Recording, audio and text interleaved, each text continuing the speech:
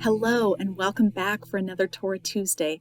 I hope you've enjoyed over the past 4 weeks as we've journeyed to Egypt together, and I shared with you some of what I learned on my trip there. If you missed those videos, you should totally check them out. It was really fun to film on location. Today we've made it to chapter 14, and we're going to read the first 9 verses, and I'll comment on some of the key things to notice here. So first of all, reading from my own translation from Hebrew, starting in chapter 14, verse 1. Yahweh spoke to Moses, "Speak to the Israelites so they will turn back and camp facing Pi Hahiroth, between Migdol and the sea, facing Baal Zephon, opposite it. You shall camp along the sea. Pharaoh will say of the Israelites, 'They are wandering in the land. The desert has closed against them.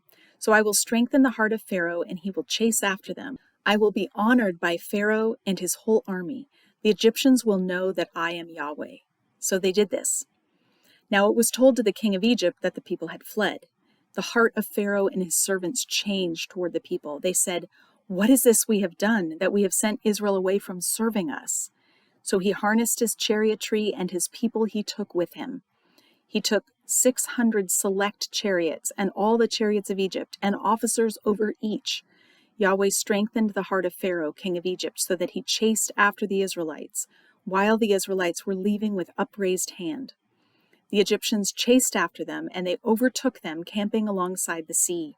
All the horses and chariots of Pharaoh, and his drivers and his army, alongside Pi Hahiroth, facing Baal Zephon. Chapter 14 of Exodus is broken into 3 scenes. Each of them begins with a divine command. So here God is telling Moses to tell the people to break camp and to move. What is God doing? Why have them move from a place where they have open and easy access to the wilderness and turn them back and camp by the sea where they have no escape route? It seems nonsensical. It's a terrible military strategy. God is setting his people up for a resounding climax. He doesn't just want his people out of Egypt. He wants them not to be enslaved forever.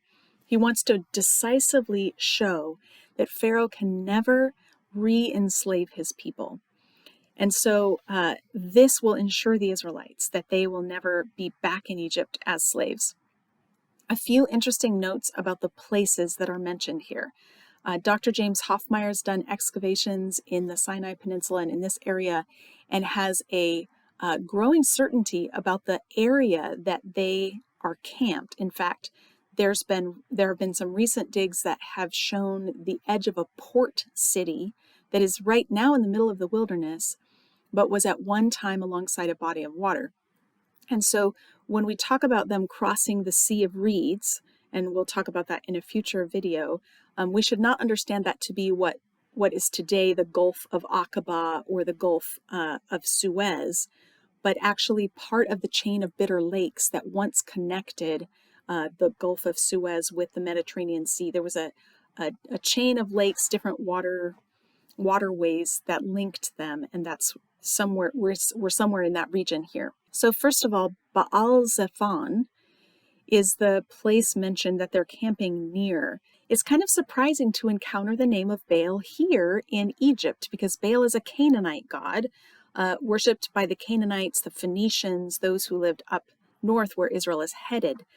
But in fact, Baal Zephon was the patron deity of Phoenician sailors. Phoenicia is the region just north of Israel, the region of Tyre and Sidon, and Baal's holy place was thought to be this mountain named Zephon in the north. So Zephon means north. And this mountain was 5,500 feet high, which would have been a really suitable place for the sailors to look when they're out at sea in the Mediterranean Sea. They could look towards the mountain of their patron deity and pray for protection and for strength. Baal was, of course, a storm god, so it makes sense for sailors to have a special fear and reverence for the storm god. And it's also true that ancient sailors tended to name their ports that they founded after patron deities.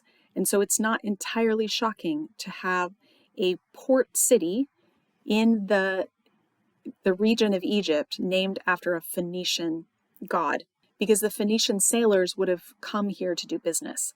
So what's theologically significant about this name is that Yahweh chose a place where Baal was named to defeat Pharaoh, which hints ahead to the defeat of Baal that is coming as the Israelites enter the land of Canaan.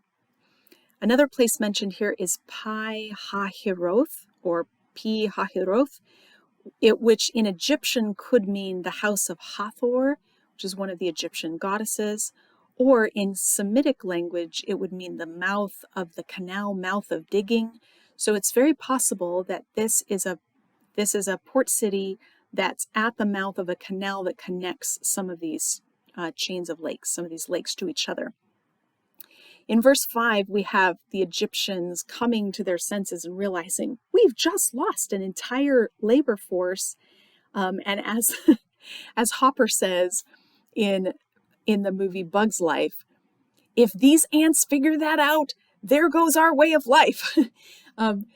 The Israelites have risen up against Pharaoh, and they have left, and Pharaoh wanted to get rid of them. He drove them out of his land, but now he's beginning to realize, and his people are beginning to realize the cost of them leaving once and for all.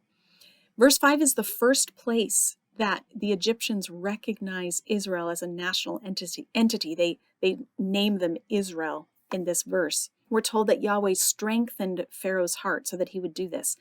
If you have not yet listened to my episode on Pharaoh's heart, I would encourage you to go back and do that, because I talk about how our English translations that talk about Pharaoh's hard heart don't quite get it right. And so this is an instance of Yahweh strengthening Pharaoh's heart, which allows Yahweh to show fully his power and his strength, because Pharaoh is not only pitting himself against Yahweh's decree, but he's even reneging on his own decree, where he told them to leave in chapter 12, verses 31 to 33. So now he's not even keeping his own word. Verse 6 has an interesting grammatical play on words. So the sentence in my translation reads, so he harnessed his chariotry and his people he took with him. And if you pause, it looks like it's going to be a double direct object. So he harnessed his chariotry and his people. And then you realize, oh, his people he took with him. The subject is being fronted in this second clause. But for a moment, you get the sense that Pharaoh is harnessing his people. He's treating them like animals. And that is, in fact, what Pharaoh has proven himself to be. The kind of leader he's proven himself to be is one who treats people like animals. But the sentence goes on to say his people he took with him. And that also has a Hebrew word play. His people is amo, and with him is imo. So amo, imo.